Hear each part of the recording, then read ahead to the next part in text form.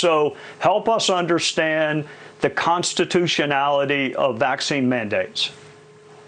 Well, in a nutshell, Trey, they're not. This is a pretty easy one to answer. I tend to believe, Trey, that this is the most excessive abuse of presidential federal overreach since April 12th, 1952, which was the moment when Harry Truman seized every steel mill in America in order to support the Korean War effort.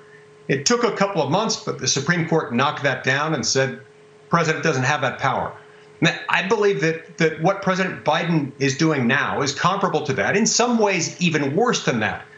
But there's a catch, Trey. There's a catch because it hasn't made its way to the Supreme Court or any court because the president hasn't had the decency to issue the order. So there's nothing to sue on. We don't even know the precise legal theory upon which he'll rely.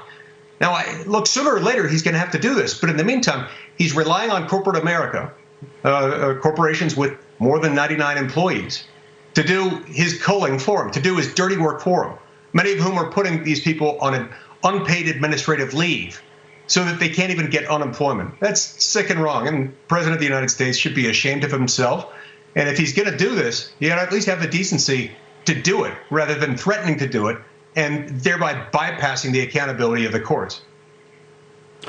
Well, Senator, I am not going to ask you how you would vote if you were on the Supreme Court, because you may be on the Supreme Court one day. So we will keep that a mystery.